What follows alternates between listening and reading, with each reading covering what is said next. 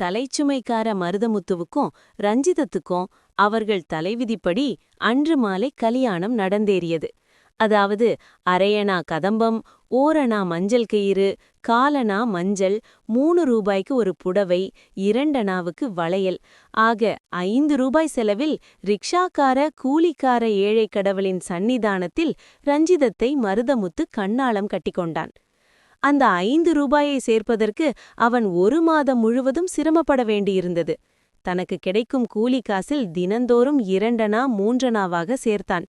தன் கையிலிருந்தால் செலவாகிவிடும் என்று பயந்து மூலைக்கடை சாயபுவிடம் கொடுத்து சேமித்தான். அதற்குள்தான் அந்த ரஞ்சிதத்துக்கு என்ன அவசரம்? முதலில் மருதமுத்து கலியாணத்துக்கு ஒப்புக்கொள்ளவில்லை. அது அவசியமில்லை என்று கருதினான்.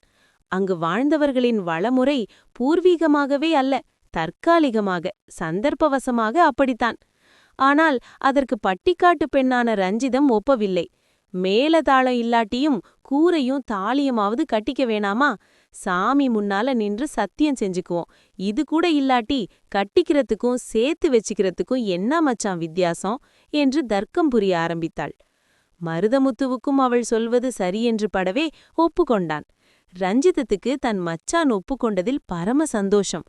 பாவம், அவளும்தான் யாருமற்ற அனாதையாக எத்தனை காலம் இருப்பது? அவள் பட்டணத்துக்கு அனாதையாகவா வந்தாள்? அவள் அப்பன் பட்டணத்தில் கைவண்டி இழுத்து பிழைத்துக் கொண்டிருந்த பொழுது அவள் திண்டிவனத்தை அடுத்த முண்டியம்பாக்கத்தில் தன் தாயுடன் பயிர் வேலை செய்து கொண்டிருந்தாள். அவள் தாய் இறந்த செய்தி கேட்டு பட்டணத்திலிருந்து 1 வாரத்துக்கு பின் வந்த அவள் தகப்பன் திரும்பி போகும்போது ரஞ்சிதத்தையும் தன்னுடன் அழைத்துச் சென்றான்.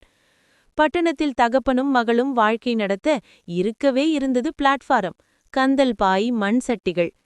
கைவண்டி ஓட ஓட வாழ்க்கையும் நகர்ந்தது. ஒரு நாள் அவனால் நகர முடியவில்லை. அவன் நகராவிட்டால் நகரம் நகராமலாயிருந்துவிடும். அது நகர்ந்தது. பிளாட்ஃபாரத்தில் கிடக்கும் கூலிக்காரனின் சவத்தை திரும்பி கூட பார்க்காமல் அது நகர்ந்தது. நாகரீகம் நழுந்து நகர்ந்து கொண்டிருந்த அந்த வீதியில் 4 பேர் தோள் மீது கடைசி பிரயாணத்தை தொடங்கிவிட்ட அப்பனின் பிரிவை சகிக்க முடியாத அனாதை ரஞ்சிதம் புலம்பி புரண்டு கதறிக்கொண்டிருந்தாள். நான் அனாதை ஆயிட்டேனே என்று கதறிக்கொண்டிருந்த ரஞ்சிதத்தின் செவிகளில், அழாதே, நான் இருக்கிறேன் என்ற கனிவு மிக்க ஒரு குரல் ஒலித்தது. ரஞ்சிதம் திகைத்தாள். திரும்பி பார்த்தபொழுது தன் மச்சான் மருதமுத்து நிற்பதைக் கண்டவுடன் கோவென்று கதறினாள். அவன் அவளை தேற்றினான். வர வர அவள் தன் அப்பனை நினைத்து அழுவதையே நிறுத்திவிட்டாள். அதற்குத்தான் அவன் அவசியமில்லாதபடி செய்துவிட்டானே. அப்படி என்ன செய்தான்? ஒரு வார்த்தைதான் சொன்னான். நீ எதுக்கும் கவலைப்படாத, நான் உன்னை கண்ணாளங்கட்டிக்கிறேன், வீணா அழாத என்று அவன் ஆறுதல் சொன்னதும் அழுது கொண்டிருந்த அவள் அவனை ஏறிட்டு நோக்கினாள். கலங்கிய விழிகள் பரவசத்தால் படபடத்தன. என் கண்ணான, உன்னை நான் கண்ணாளங்கட்டிக்குவேன் என்று கூறி அவன் லேசாக சிரித்தான். அவள் உதடுகளில் மகிழ்ச்சி துடிதுடிக்க நாணத்தால் தலைகுனிந்தாள். அதன் பிறகு தினந்தோறும் அவள்தான் அவனுக்கு சோறு பொங்கி பரிமாறினாள். அவளும் அவனும் கண்ணாலம் கட்டிக்கப் போகிறார்கள் என்று அடுத்த அடுப்புக்காரிகளெல்லாம், அடுத்த வீட்டுக்காரர்கள் என்று சொன்னால் சரிவராது, பிளாட்ஃபாரம் வாசிகளின் குடும்பங்களை பிரித்து காட்டுவது அடுப்புகள்தான், பேசிக்கொண்டார்கள். மருதமுத்து கொத்தவால் சாவடியில் தலைச்சுமை கூலி. தினசரி கிடைக்கும் 6 அணா 8 அணா வருமானத்தில் 2 அணா 1 அணா எப்படியோ மீதம் பிடித்துக்கொண்டு மிகுதியை ரஞ்சிதத்திடம் கொடுத்து விடுவான். பகலெல்லாம் கூலி வேலை. மாலை நேரங்களில் அவளிடம் சிரித்து சிரித்து பேசுவதன் விளைவாய் இரவு நேரங்களில் அவன் மனம் அவளை எண்ணி தவியாய் துடிக்கும். எதிர்கால இன்பத்திற்காக நிகழ்காலத்திலேயே துடியாய் துடிக்கும். ஆனால் ரஞ்சிதா அதற்கெல்லாம் மசிபவள் அல்ல. ஏனென்றால் அவள் பட்டணத்துக்கு வந்து அதிக நாள் ஆகிவிடவில்லை. இன்னும் பட்டிக்காட்டுத்தனம் இருந்தது. சாமி முன்னாடி நின்னு சத்தியம் பண்ணி தாலி கட்டினாத்தான் என்று கண்டிப்பாக சொல்லிவிட்டாள். கடைசியில் எப்படியோ காசு சேர்ந்து விட்டது. சோறு விர்த்தும் கிழவி ஒருத்தி மருதமுத்துவையும் ரஞ்சிதத்தையும் பார்த்து மகராசியா வாழணும் என்று ஆசிர்வதித்தாள். என்ன மச்சான், கண்ணால சாப்பாடு எப்போ என்று பரிகாசம் பேசி மகிழ்ந்தான் அவன் சகாக்களில் ஒருவன். சிறுவர்கள் சிலர் அவனிடம் வெகுமானம் கேட்டார்கள். அவனும் சிரித்துக்கொண்டே 2-3 காலனாக்களை வெகுமானம் அளித்தான். லோன் ஸ்கொயர் பார்க்கின் கம்பிவேலியின் ஓரமாக எழுந்தருளியிருக்கும் பிள்ளையாரின் மகா சந்நிதானத்தில் அவன் ஏற்றி வைத்த தரும விளக்கு ஜோதியாய், சுடராய், ஒளியாய், மகா ஹோமமாய் எரிந்து கொண்டிருந்தது. ஓரணா கடலை எண்ணெய் ஊற்றியிருக்கிறான். பார்க்குக்கு எதிரே மாதா கோயில் சுவரோரமாக கட்டை வண்டி, கைவண்டி, குப்பைத் தொட்டி முதலியவற்றின் இணைபிரியா ஒட்டுறவுடன் நிலைத்துவிட்ட அடுப்பில் மீன் குழம்பு கொதித்துக் கொண்டிருந்தது. கஞ்சி முடமுடக்கும் புதுப்புடவையின் விரைப்போடு கூடிய கொசுவத்தை மடக்கி கால்களுக்கிடையில் செருகிக் கொண்டு குனிந்து நின்று குழம்பை துழவிக் கொண்டிருந்த ரஞ்சிதத்தின் கைகளில் கலகலக்கும் கண்ணாடி வளையல்களிலும் கழுத்தில் தொங்கிய மஞ்சள் சரட்டிலும் மஞ்சள் பூசிய கண்ண கதுப்பிலும் நெற்றியில் ஜொலித்த குங்குமப் பொட்டின் ஜிகினா தூளிலும் அடுப்பில் கனன்ற தீ ஜீவாலை நான்புறமும் சுழன்று நழுந்து குழம்புச் சட்டியின் அடிப்பாகத்தை நக்கி நிமிர்ந்து தீ நாக்குகளின் செவ்வொளி படர்ந்து பட்டு பிரகாசித்தது. அவள் அடுப்பை கனன்று எரியும் கங்குகளை பார்த்த வண்ணமாய் நின்றிருந்தாள். அவள் கண்களில் கங்குகளின் பிம்பம் பிரதிபலித்தது. அவள் முகத்தில் புதிய, இதுவரை அவன் காணாத அனுபவிக்காத ஒரு அழகு, ஒரு தேஜஸ், ஒரு மயக்கம், ஒரு லாகரி என்னவோ தோன்றியது. அவள் முகத்தையே பார்த்து கொண்டு அவள் அருகே குத்துக்காலிட்டு உட்கார்ந்திருந்தான் மருதை. அவன் இதழ்கடையில் சிரிப்பு சுழித்தது. கீழுதட்டை அமுக்கி பற்களால் கடித்தவாறு புருவங்களை உயர்த்தி முகத்தை சாய்த்து ஒரு கோணல் பார்வையுடன் பெருமூச்சு எறிந்தான். ஏ குட்டி, கொஞ்சம் நெருப்பெடு, ஒரு பீடையை எடுத்து வாயில் வைத்துக்கொண்டு கேட்டான். ஐயே, கூப்பிடுறத பாரு, குட்டியாமில்ல குட்டி என்று முணங்கிக் கொண்டே தீப்பற்றிய சுள்ளியை ஒன்று எடுத்து அவனிடம் நீட்டினாள். சுள்ளியை வாங்கும்போது அவள் கையையும் சேர்த்து பற்றிக்கொண்ட மருதை அவள் கரங்களில் அடுக்கியிருந்த கண்ணாடி வளையல்களோடு விளையாடிக் கொண்டே கொஞ்சும் குறையில், கண்ணாளம் கண்ணாளம்னு கண்ணாளம் கட்டியாச்சு, இப்ப என்ன சொல்லுவியா என்று குரலை தாழ்த்தி அவள் காதருகே குனிந்து ரகசியமாக என்னவோ கூறினான். அதைத் தொடர்ந்து கண்ணாடி வளையல்களோடு அவள் சிரிப்பும் சேர்ந்து கலகலக்க, கையை விடுமச்சான், அடுப்புல குழம்பு கொதிக்குது என்று சிணுங்கிக் கொண்டே அவன் பிடியிலிருந்து கைகளை விடுவித்துக் கொண்டு ரஞ்சிதம் முன்றானையால் முகத்தை மூடி உள்ளூர சிரித்து கொண்டாள். அப்படி அவன் என்னதான் கேட்டானோ, அவளை வெட்கம் பிடுங்கி தின்றது. ஊஹூ, சொன்னாதான். இனிமே என்ன கேட்கிறது என்று சொல்லிவிட்டு மறுபுறம் திரும்பி அடுப்பை கவனிக்க முனைந்தாள் ரஞ்சிதம். அவள் முதுகில் என்னவோ நமைத்தது, உடல் முழுவதும் சிலிர்த்தது. சோறு சமைத்து குழம்பு காய்ச்சி புருஷனுக்கு விருந்து படைத்துவிட்டு தானும் சாப்பிட உட்கார்ந்தாள். எல்லாம் நடுத்தெருவில்தான். ரஞ்சி, நான் பார்க்கல அந்த மூல பெஞ்சில படுத்திருக்கேன் என்று மற்றவர்கள் காதில் விழாதபடி சொல்லிவிட்டு சென்றான். சோறும் குழம்பும் நன்றாகத்தான் இருந்தது. இருந்தாலும் ரஞ்சிதத்திற்கு சோறு கொள்ளவில்லை. மணி 10க்கு மேலாகிவிட்டது. பார்க்கிலுள்ள மூளை பெஞ்சில் மருதமுத்து புரண்டு புரண்டு படுத்துக் கொண்டிருந்தான். பெஞ்சுக்கு கீழே கிழிந்த பாயும் பழைய போர்வையும் கிடந்தன. அவன் விரல்களுக்கிடையே பீடி நெருப்பு கனிந்து கொண்டிருந்தது. இன்னும் தெருவில் சந்தடி அடங்கவில்லை. ரஞ்சிதம் தயங்கி தயங்கி மெல்ல மெல்ல அசைந்து பார்க்குக்குள் நுழைந்தாள். அவன் அருகே தலைமாட்டில் அவனுக்கு தெரியாமல் வந்து நின்றாள். தன் பின்னால் அவள் வந்து நிற்பதை அறிந்தும் அறியாதவன் போல் கண்களை மூடிக்கொண்டு படுத்திருந்தான் மருதமுத்து. தான் தூஞ்சிவிட்டதாக அவள் எண்ணிக்கொள்ளட்டும் என்று லேசாக குரட்டை விட்டான். ஆனால் அவன் கையில் புகைந்து கொண்டிருந்த பீடித் துண்டு அவனை அவளுக்கு காட்டிக் கொடுத்துவிட்டது. அவளுக்கு சிரிப்பு வந்தது.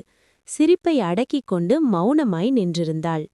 அவளுக்கு கழுத்து நரம்புகளில் உள்ளூர என்னவோ உரசி கிழுகிழுத்து ஓடி உடல் முழுவதும் பரவுவது போல் இருந்தது.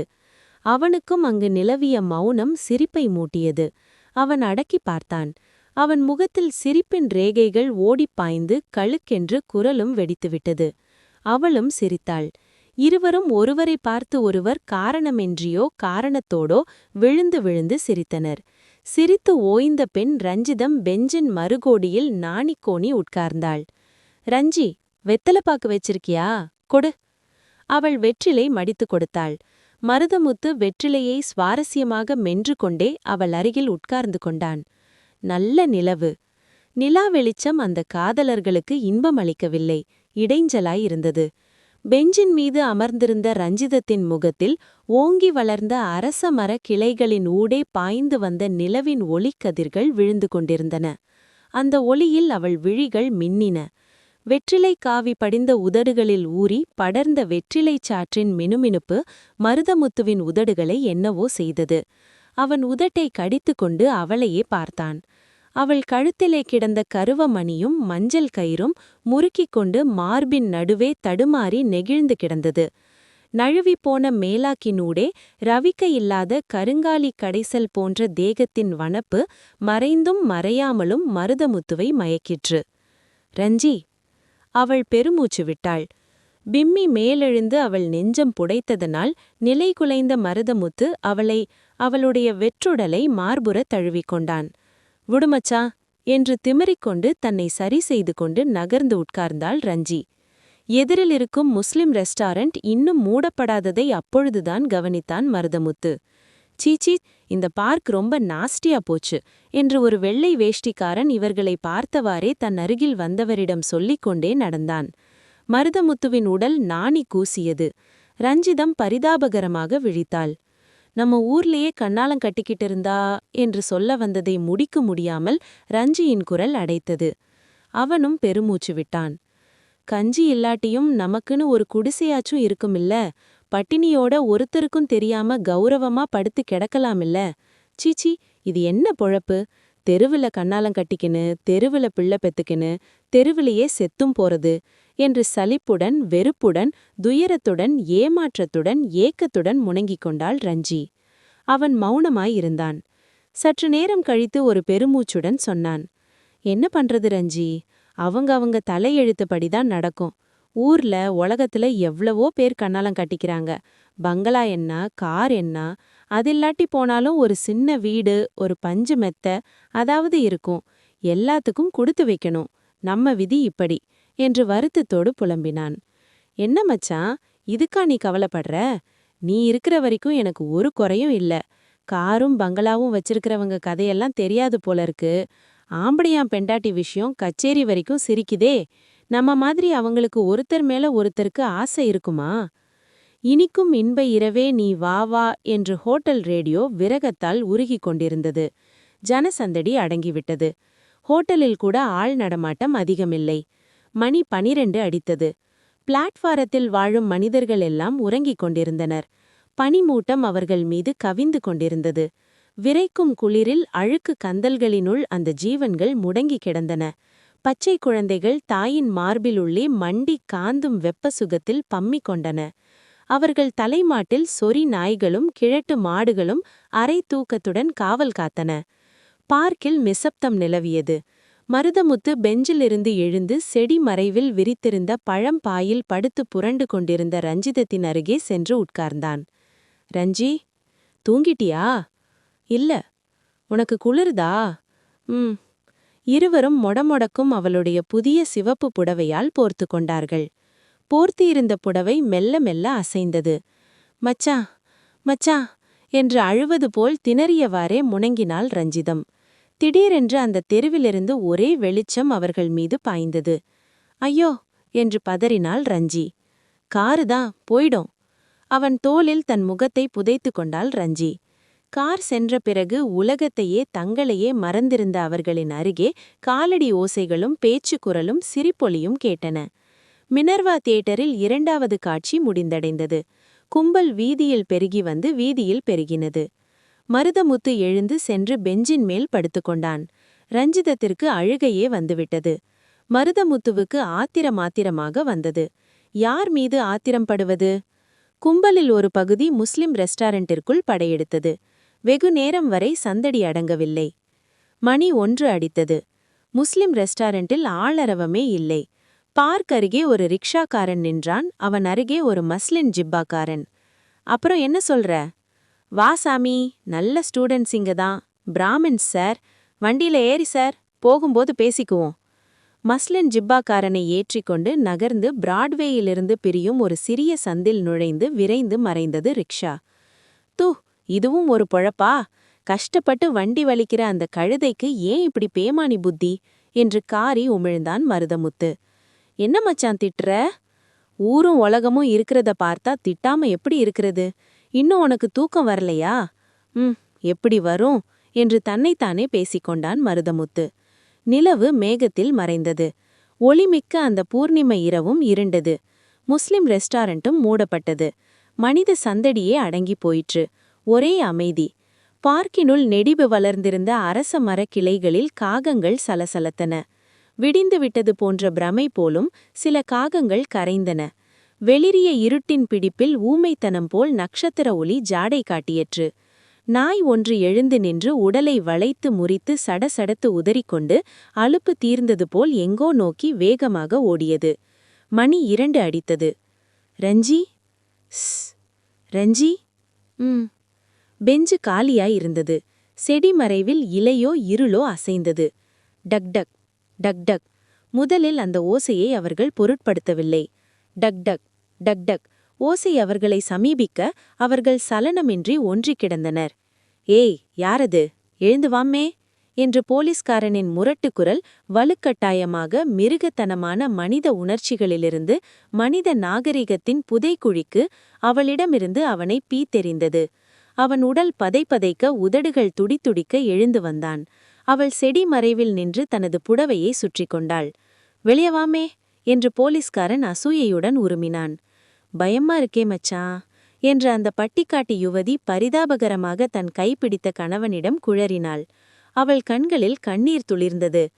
பயப்படாத, வாரஞ்சி என்று அவள் கையை பிடித்து இழுத்து கொண்டு பார்க்கின் இரும்பு கிராதியை தாண்டி குதித்து வெளியே வந்தான் மருதமுத்து. விளக்கு கம்பத்தடியில் போலீஸ்காரன் நின்றான்.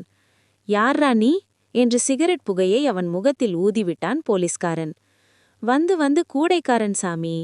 ஏய், இப்படி வெளிச்சத்துக்கு வாமே என்று அவளை கூப்பிட்டான் போலீஸ்காரன். அவள் பயந்து நடுங்கிய வண்ணம் விளக்கு வெளிச்சத்தில் வந்து நின்றாள். நெற்றித் திலகம் கலைந்து கூந்தல் அவிழ்ந்து சிகையில் சூடிய கதம்பம் சிதைந்து சிதறி கிடந்தது. ஏம்மே, இங்கதான் இடமா? உன் பேர் என்னமே என்று பாக்கெட்டிலிருந்த சிறு நோட்டு புத்தகத்தையும் பென்சிலையும் கையில் எடுத்தான் போலீஸ்காரன். அவள் ஒன்றும் புரியாமல் குழப்பத்துடன் ரஞ்சிதம் சாமி என்றாள். சார் சார் என்று ஏதோ சொல்ல வாயெடுத்தான் மருதமுத்து. நீ ஒன்னும் பயப்படாத, இவதான் என்ன கூப்பிட்டான்னு ஸ்டேஷனுக்கு வந்து ரிப்போர்ட் கொடுத்துடு, உன்னை விட்டுடுவோம் என்றான் போலீஸ்காரன். ரஞ்சிதத்திற்கு விஷயம் விளங்கிவிட்டது. நாங்க புருஷன் பெண்டாட்டி சாமி என்று பதறினாள் ரஞ்சிதம். போலீஸ்காரன் சிரித்தான். அவள் சொன்னதை அவன் நம்பவில்லை. சத்தியமாதா சாமி, இந்த புள்ளையார் சாட்சியா நாங்க புருஷன் பெண்டாட்டிங்க சாமி, இதோ பாருங்க என்று அவன் கழுத்திலே கிடந்த கயிறை வெளியே இழுத்து காண்பித்தான் மருதை. சட்டத்தின் வேலிக்குள் நிற்கும் அந்த போலீஸ்காரனால் தலையை நிமிர்ந்து பார்த்து அந்த மஞ்சள் கயிறை காண முடியவில்லை. அவன் சட்டம் இருட்டை துருவி திருட்டை கண்டுபிடி என்றுதான் கற்றுக் கொடுத்திருக்கிறது. மனசை துருவி உணர்ச்சியை பார் என்று சொல்லிக் கொடுக்கவில்லை. அவன் கண்டுபிடித்தது குற்றம். குற்றவாளியை கைது செய்ய வேண்டியது சட்டம். சட்டத்தின் வாரிசு போலீஸ்காரன். அவன் ஒழுக்கத்தின் பிரதிநிதியோ உண்மையின் தூதனோ அல்ல. நட நட, அதெல்லாம் ஸ்டேஷன்ல பேசிக்கலாம் என்று அவளை தள்ளினான். ஐயா ஐயா என்ற அந்த காதல் குற்றவாளி ரஞ்சிதம் கெஞ்சினாள்.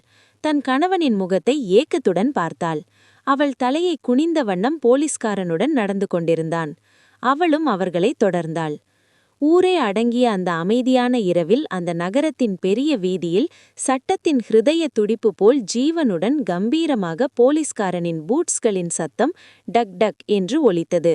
ரஞ்சிதத்திற்கு தன் ஹிருதயத்தில் யாரோ மிதிப்பது போல் பக் பக் என்று நெஞ்சு துடித்தது.